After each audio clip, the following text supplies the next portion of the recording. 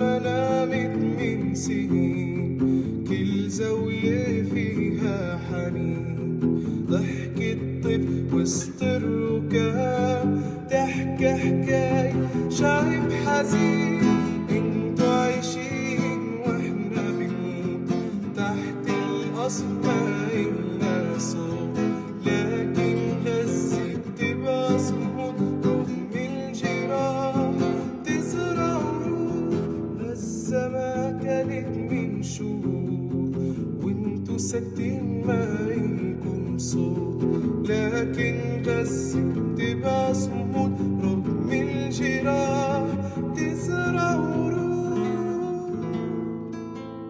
Salam everyone, معكم Dalal, and this is episode 11 of the Vegans for Palestine podcast.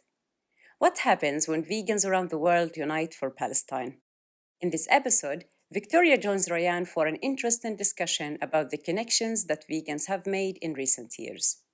The two discuss how vegans of different faiths from different parts of the world have united and found solidarity with each other, whilst fundraising and connecting with vegans in Palestine. Victoria shares her interesting reflections and discusses with Rayan how vegan spaces for Palestine are about learning, education, comradeship, and solidarity. Enjoy this one.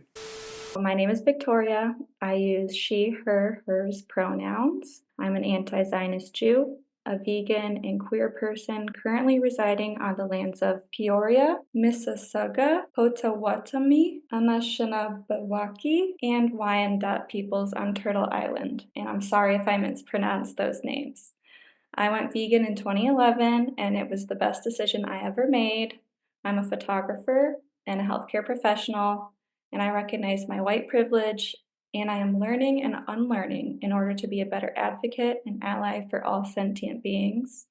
As a healthcare professional, I feel it is imperative for healthcare workers to advocate for medical rights in Gaza at the very least.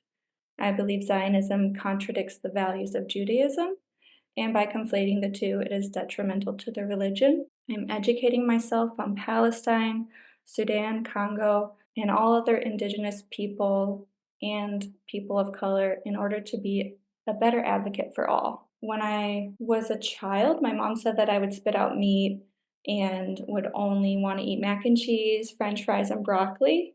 So I was naturally a vegetarian throughout my whole life, and I would force myself sometimes to eat meat and be non-vegetarian, non-vegan. Then I went on this road trip for college. It was a university road trip where we learned about indigenous people of Turtle Island, geology, the way food is produced in factory farms, and agriculture in general. And it was in 2011, and that's when I decided to switch to veganism because I understood how vegetarianism wasn't enough for the animals, how also it affects humans and the environment. It was a great switch. It was first for my health. I felt that it was like a health choice. And then I moved to New York and got involved in activism. That's when it transformed me, when I realized all the interconnectedness of injustices around the world, especially on Turtle Island. So yeah. So you mentioned before that you see Zionism as being antithetical to Judaism. Can you explain that a bit more? Yeah. So Judaism, according to the Torah, forbids Jews to have our own sovereignty, and it forbids to kill or to steal. Zionism is a genocidal and nationalistic political ideology which was created by non-religious people. There are Palestinian Jews, Palestinian Christians, and Palestinian Muslims, all of whom are Semites. And standing in opposition to the state of so-called Israel is standing with true Jewish values, and calling that anti-Semitic is inaccurate. And can I just ask as well, as an anti-Zionist Jew, when did you first realise about the horrors happening in Palestine? What was your awakening moment, if I can call it that? Yeah.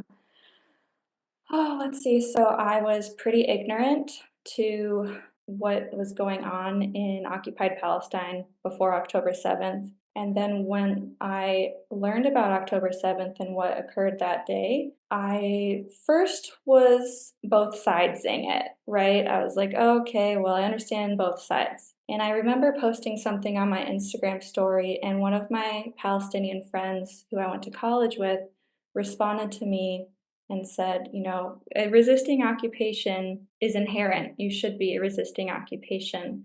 And so it really sparked my passion in understanding the situation and understanding that it's not a conflict, it is an occupation.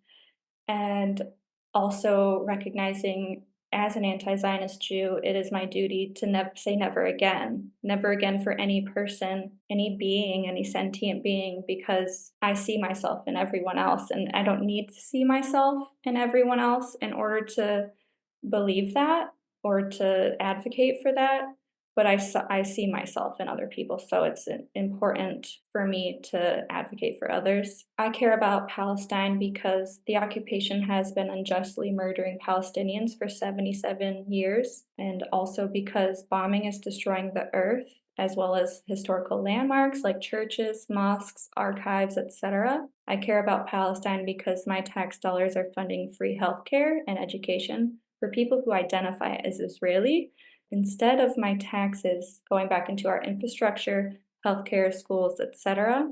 I care about Palestine because I see myself in every human and non-human animal suffering during this never-ending Nakba. It is indeed and what seems like a never-ending Nakba. I can see that after October 7th, you saw things very differently in terms of what was happening in Palestine. Did you grow up in Jewish communities that were aligned with Zionism? Or did you grow up in communities that were free-thinking, liberated from Zionism? Can you tell me a bit about that? Yeah, so I guess I'm kind of a non-conventional type of person in terms of religion. My mom raised me to be a free thinker. She is Jewish and also was interested in other religions. So she's ancestrally Jewish, but she was Christian in some parts of my life. She was Catholic in some parts of my life. She was Hindu in some parts of my life, as well as Muslim in some parts of my life.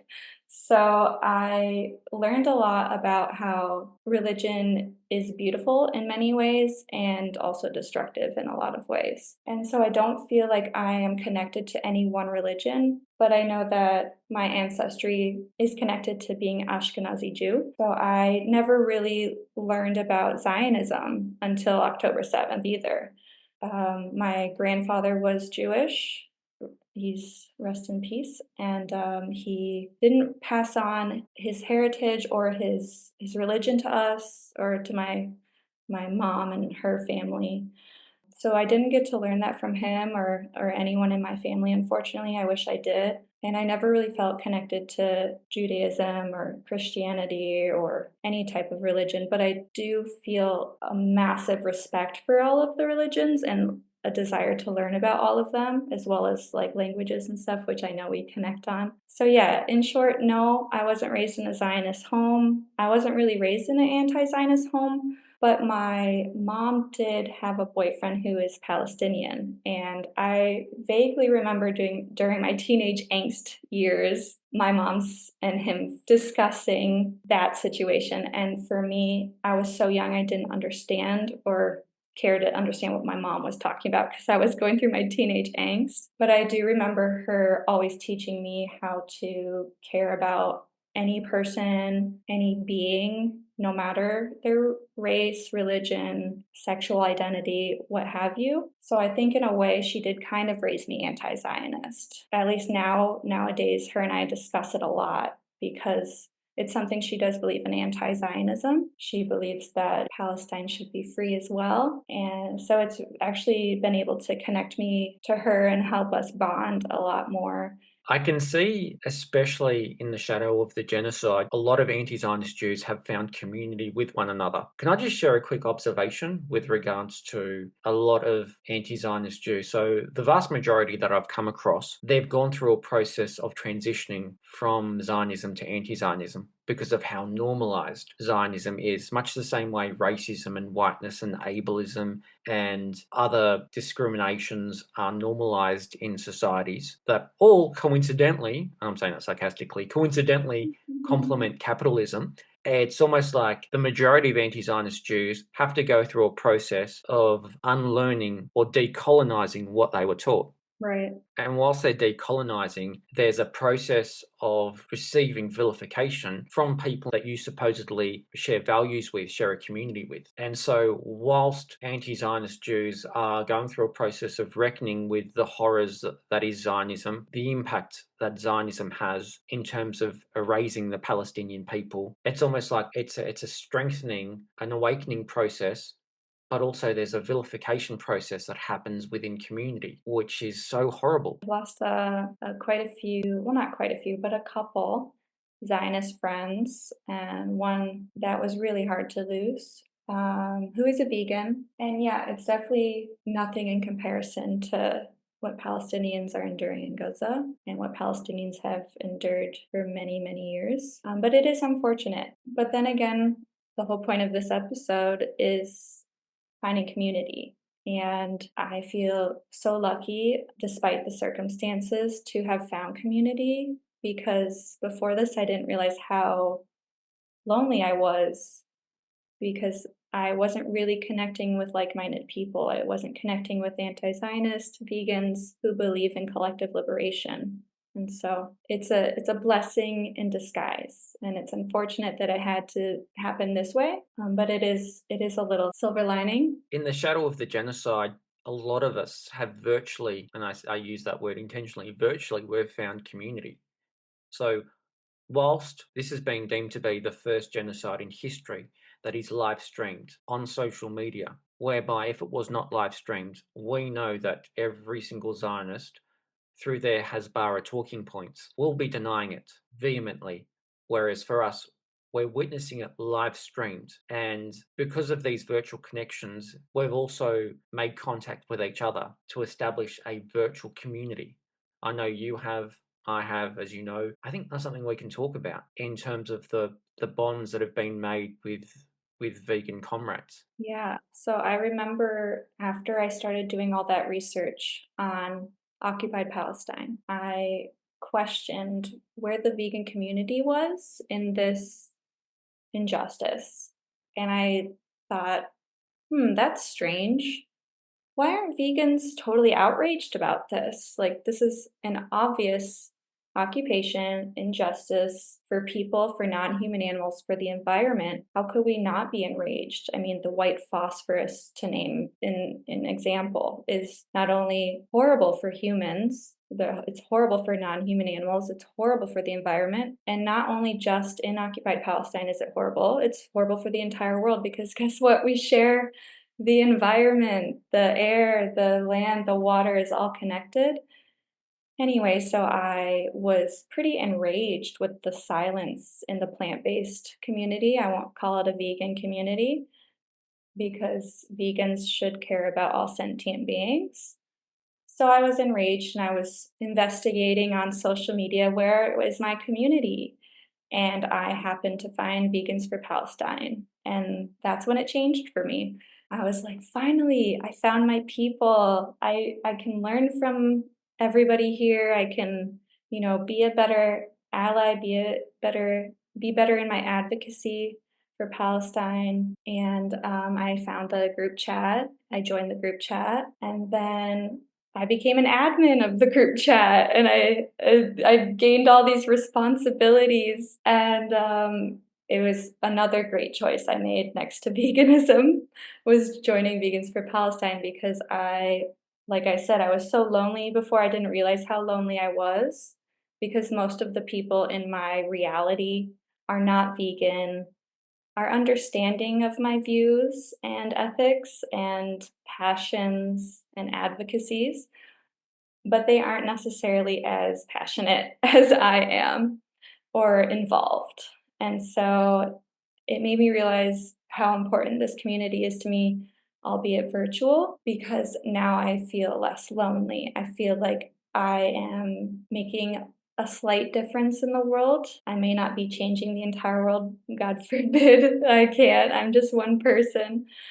But it's a sense of belonging that I have. It's a sense of purpose. And it's nice to have friends who I don't have to explain myself to. It's nice to have friends who just get it. And I don't have to say, this is why I'm vegan. This is why I care about human rights. This is why I care about the environment. This is why I care about non-human animals. And there's a lot less to explain, so there's a lot less labor, and it becomes a safe haven for me to just unmask in a way. Yeah, so it's been really wonderful. And I know that not every community is perfect, and we're all learning. So it's definitely been difficult at times, but I think it's a wonderful community where we can all learn from each other, where we can acknowledge our shortcomings, our mistakes, and yet still uplift and center collective liberation. Wahyat Allah, well said. Sorry, I'm starting to talk to you now like in Arabic,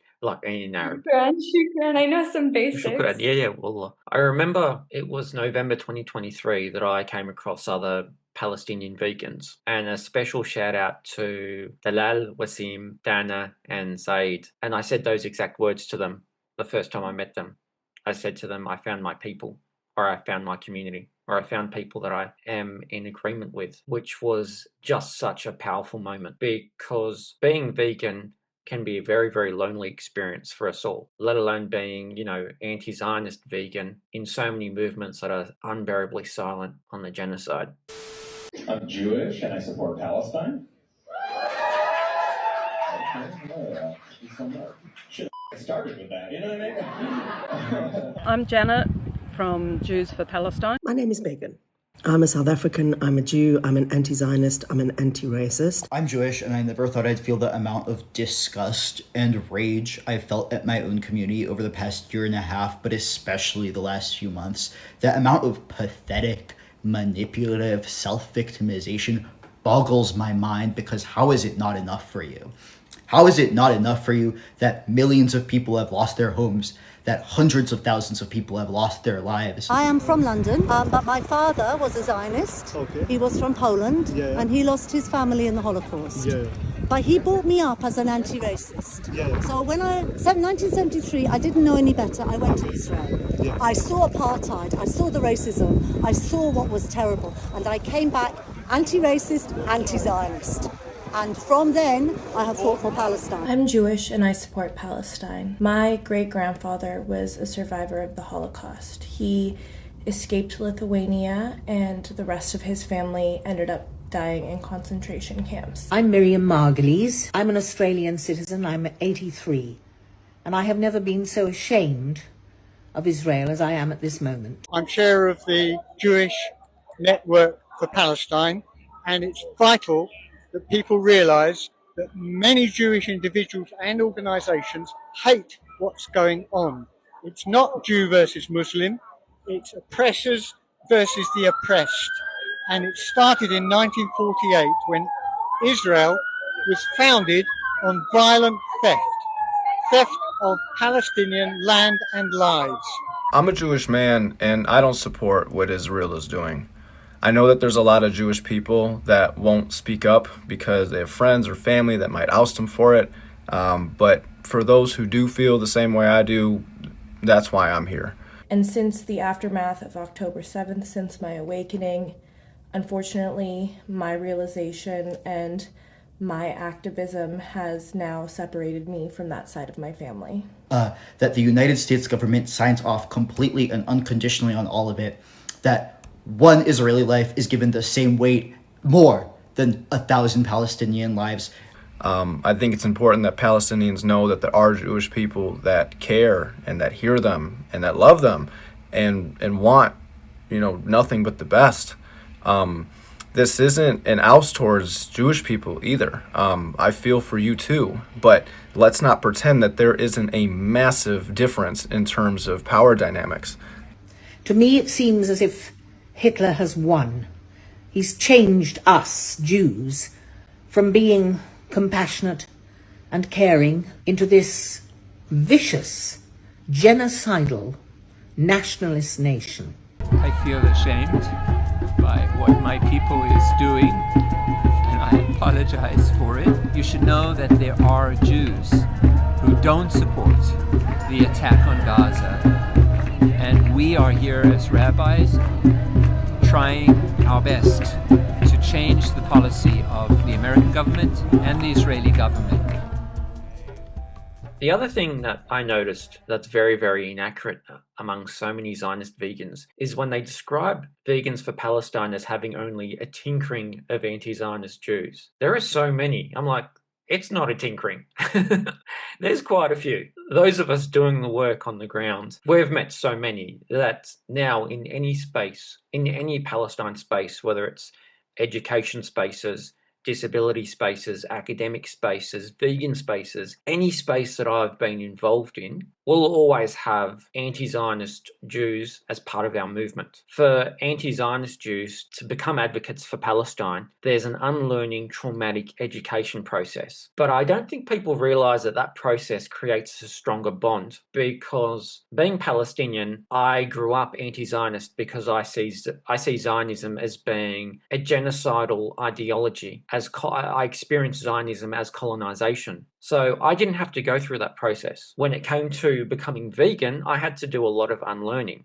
Are they parallel processes for you? 100%. It was way harder for me to unlearn things when it came to veganism than when it came to colonization and Zionism.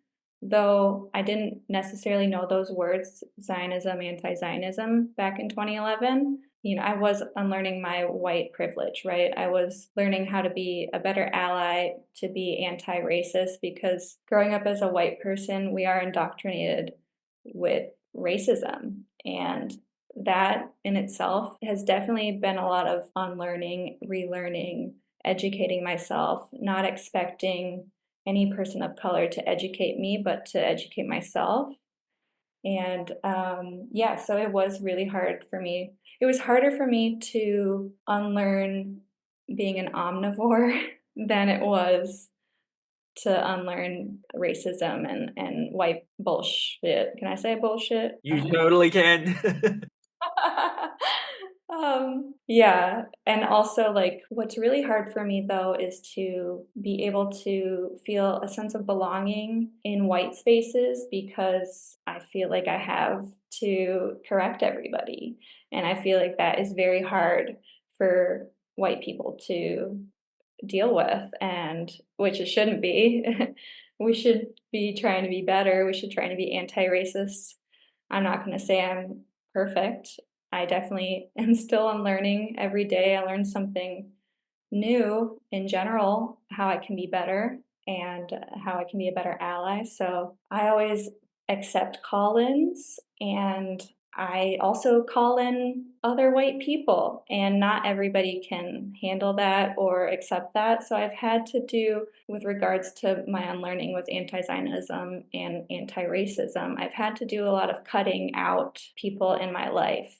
People who aren't as willing to learn about how to be a better ally as a white person. If I can't reach them, I can't try anymore, because it is at my detriment. And so, but I do believe it is my duty to be that person in my familial and friend communities to call in people who are also white, because it shouldn't be the job of people of color. We should be calling in our family, our friends. Precisely.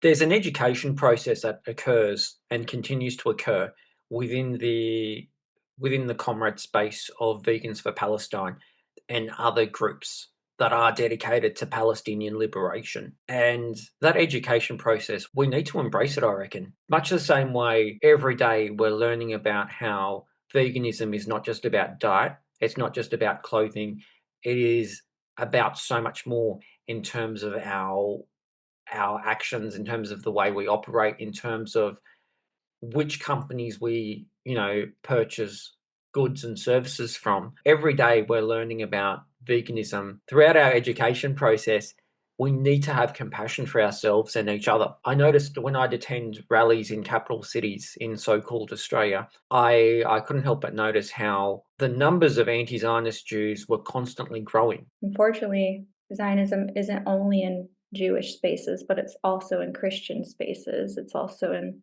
Muslim spaces, right? So it's a genocidal, political, horrible entity. I also have been called a self-hating Jew. I've been called, a disgrace to Judaism, which I disagree with. I like we've said, you can't conflate Judaism with Zionism because it's not the same. Judaism is a religion and Zionism is a political ideology. At the beginning of my advocacy for Palestine as an outspoken anti-Zionist Jew, I was a little afraid, especially when I received such hateful anti-Semitic comments from Zionist Jews or just Zionists. And it's the only type of anti-Semitism I've endured. I've been lucky in that regard, if that's such a thing.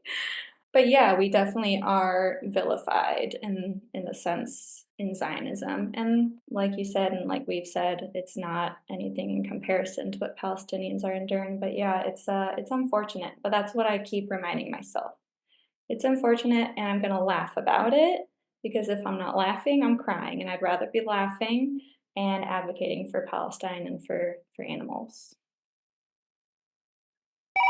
Zionist Helpline. My friend just commented on a clip from Gaza and they said this is genocide. What should I do? Have you tried commenting Israel has the right to self-defense? Yes, they quoted some propaganda document called the Geneva Convention. Did you try it's not our fault that Hamas uses civilians as human shields? Yeah, but then they told me that if someone hides behind a child, you don't get to shoot the child. Okay, there's only one option left.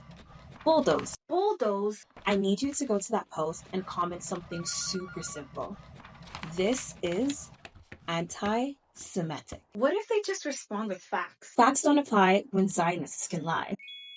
Just drop a vague Holocaust comparison, call them a terrorist sympathizer, and conversation bulldozed. You saved me. I was almost about to think critically. At Zionist Helpline, we do all the thinking for you. When in doubt, deny.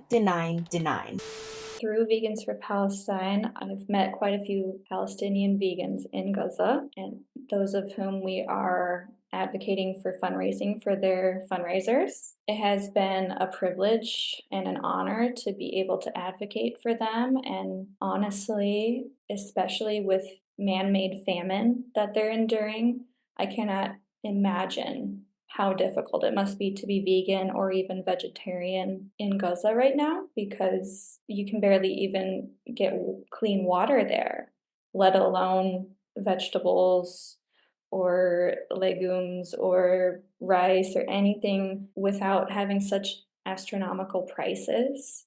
And so it's honorable for anyone to be vegan in such circumstances. And I know that us vegans have even considered what would we do in that position. And you can't possibly know that answer unless you're in that situation. But I do know it's honorable to even try, because it's horrifying, the lack of food and water that anyone in Gaza has access to. And so it's been a privilege to be able to help fundraise for Palestinians in Gaza, especially vegan Palestinians in Gaza.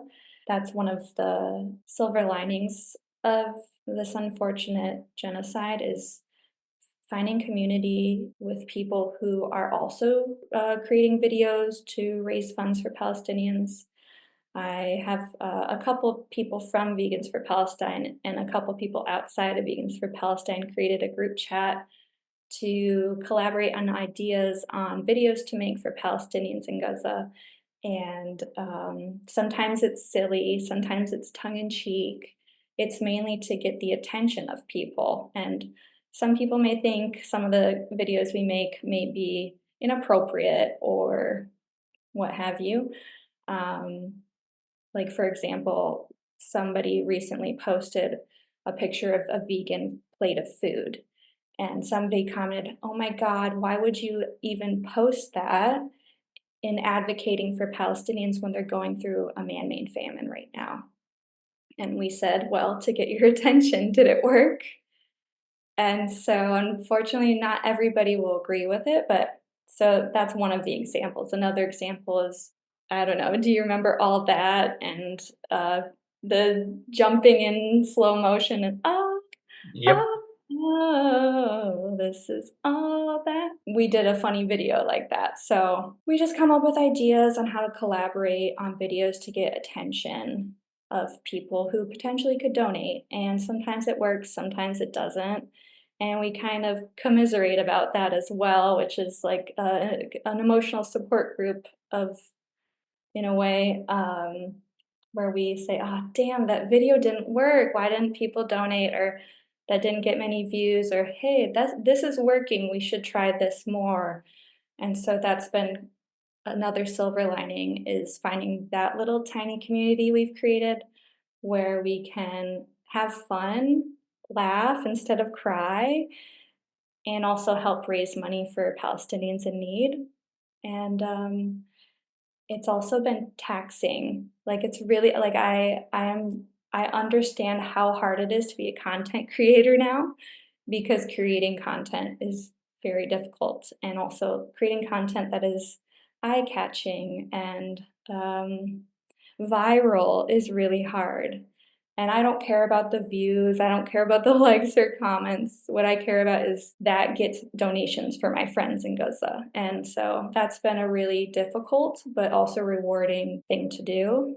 And yeah. So in the creation of community in the shadow of the genocide, we've seen education, trauma, solidarity, lots of emotional responses. We've been inspired, we've been learning, we're getting to know each other. I'll state the obvious and say it's horrible that this happened in the shadow of a genocide.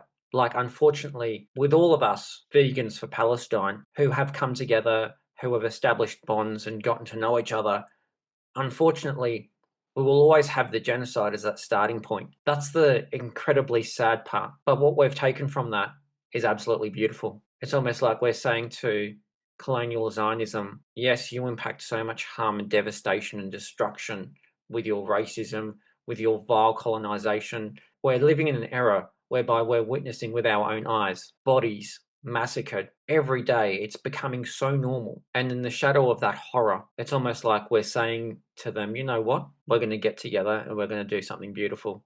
We're going to create a community. We're going to educate each other. We are going to be there for one another. We're going to learn. We're going to have our arguments, which is normal in anything, in every community. We are going to have our disagreements. We are going to have our agreements. We're going to change our opinions. We're going to fundraise for people in Gaza. We are going to spread their messages. We're going to develop our skills in terms of learning how to podcast, hint, hint, learning how to create content,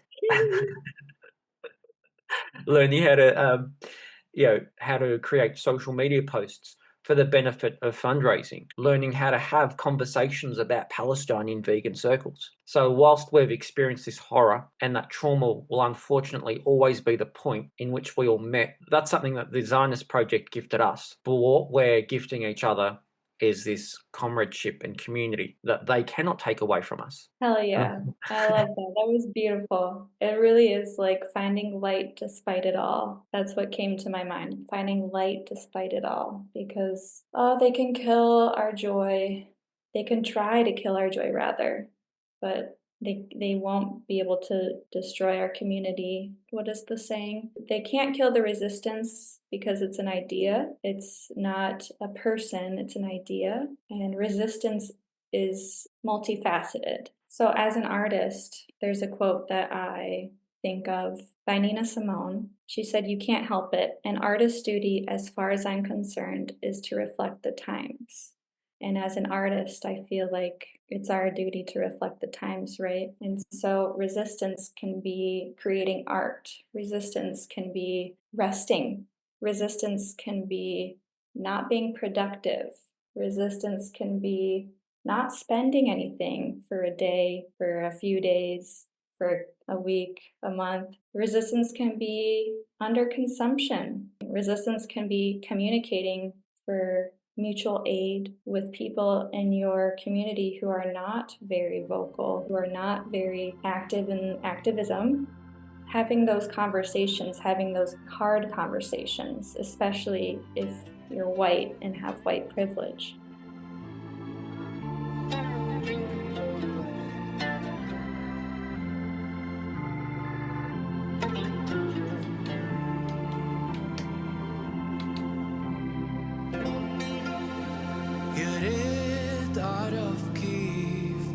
أقدر أصير عصفور بيطير يا ريت أقدر أعيد الجنزير الماسكني يا ريت بنفع أحكي كل شي أنا مخبي بصوت عالي بكل تعبير وكل العالم يسمعني يا ريت بنفع أعطي كل الحب اللي جوا وأقيم كل الحيطان اللي بتخنقني وبتفرقنا يا ريت أفرجيك شو يعني تكون أنا لما تشوف بتوافقني كل عصفور لازم يطير I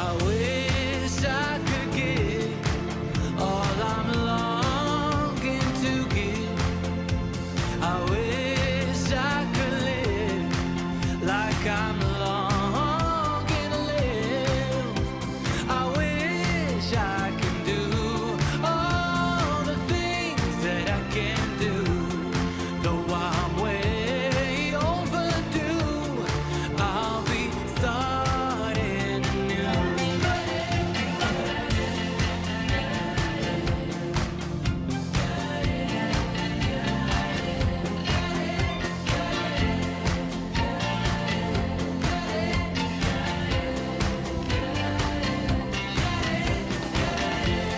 ونفحكي كل شي أنا مخبي صوت عالي كل تعبير كل العالم يسمعني I think it's important to find joy in resistance and also, as a white person, know that joy for Palestinians is resistance differently than what joy would be for me. Because I can't say my joy is resistance because I have that privilege. It's not a privilege for many people, not just Palestinians, people of color, indigenous, Aboriginal people. So it's important to recognize that even though, yes, joy can be resistance, rest can be resistance, all these important things can be, it's also important as an activist, especially as a white person with white privilege, to resist in ways that are a little bit more helpful in a way to people of color, such as fundraising for people for mutual aid. But there are many ways to resist, and I think that's important to remember that it doesn't have to be one way, and there is this whole imagery of different ways to resist.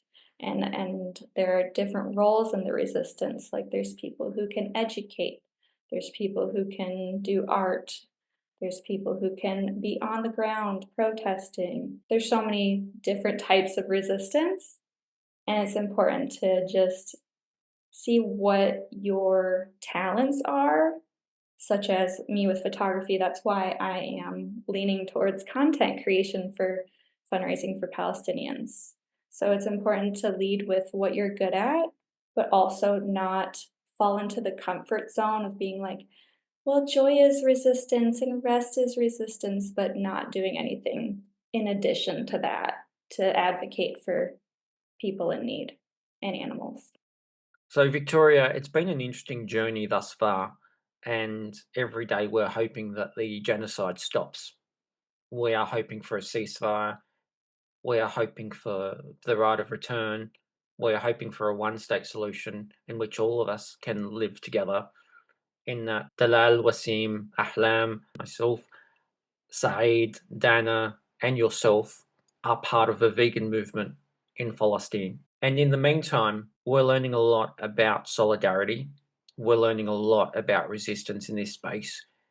Can you tell me a bit about what you've learned?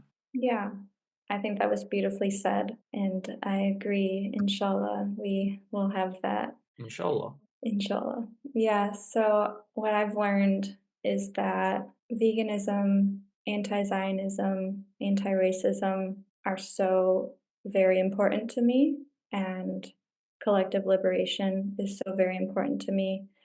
and being a better ally and advocate for all injustices in this world means that I will be continuing to learn and continuing to unlearn. And that doesn't mean that just because I'm not perfect gives me an excuse to be imperfect in my advocacy and in my veganism. It's a chance for me to educate myself. It's a chance for me to do better, to take accountability. Also, it's important to find joy in the community and to find ways to laugh and create things with the community in order to have a little bit of joy for others, or to give joy to others, to give hope to others. And we can do it in a fun way. Like for me, art. I want to be able to share that joy in terms of art and in terms of having important conversations with my family, my friends. Also finding ways to push myself outside of my comfort zone, like doing a podcast or networking, which are two things that I never thought I would do 2 years ago. It's important to get outside of your comfort zone so that we can grow, we can learn, and we can be better. And yeah, that's what I've learned. I've learned that I'm lucky to, despite these circumstances, have found community, to have found people who I can find purpose with and create small changes. And just because they're small changes doesn't mean that they're any less than. It's a beautiful thing to make a small change in somebody's life, or even if it seems small to me, it could be a very huge, huge change for them. So also finding time to ground yourself and understand what your body wants. It's important to ground yourself, to understand what you can and can't do, and when you're pushing yourself too far, when you're overextending yourself. Because if you are not filling up your own cup, you can't fill the cup of others. It's something I really believe in. And it's also very frustrating because if I had a cup that was never ending and overflowing, wow, I would do so many things. So it's important to understand that you're just one person and you can't change the entire world even if you want to, and to try to focus in on what you're good at and have intention rather than be a little bit all over the place, which is something I'm learning how to do, and have boundaries and understand what I can and cannot commit to. And that's important too, because if you overcommit, then you're not making such an important impact in that regard. So it's important to understand your intention so you can have a better impact. And can I just say, it's an honor to share community with you. It is, absolutely. No, it's an honor for me to share community with you. Allah khaliki, shukran. Shukran jazilan, Free Palestine. Free Palestine. حسي زي اللي انتو مش عارفة اذا كنت اصلا بقدر امرق امتحاناتي واختباراتي واستندرتاتي كل عالي وانا مبارك تعبت من حالي كل جالي انفصاماتي كتر تحليلاتي كل جولاتي بعمل مالي بدير اعمالي بدي مدالي على كل زبالي اللي بس قد غالي اللي مبلفني انشغالي مصاري حرام مش من حلالي بقولها لا علشان صلح اطلالي الماضي اللي متعبت لي بالي اللي بتحكش لي ضميري بالليالي انا ما كنتش قصدتها وانا ما كنتش عملتها علشان ألمع صورة احتلالي again انا ما كنتش قصدتها وانا ما كنتش عملتها علشان ألمع صورة احتلالي اوكي فشوي شوي شوي شوي شوي شوي علي انا كنت صغيرة كنت افهم شو اللي حوالي انا كنت مشغولة اغسل غسل دماغي عن عيني شوي شوي شوي شوي شوي شوي علي فشوي شوي شوي شوي شوي شوي علي انا كنت مديري بس احلامي مش على حوالي انا كنت قصيرة مصري بس بشوف على طول عيني فشوي شوي شوي شوي شوي شوي علي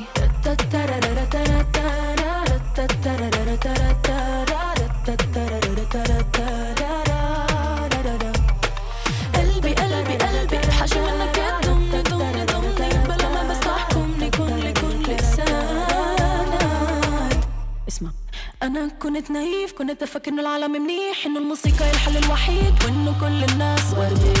كان بدي أعيش بعالم هبة توصل للجميع، كنت فكرتنا كلنا مساكين، طلعت الحياة كذبي. طلع في سيستم ابن، طلعوا وجهين لنفس بغنوا لك أغاني One love One heart زي السوبر متنكري له، مش وايت سوبريمسيست إني مش عرب بس إني أوتنتي.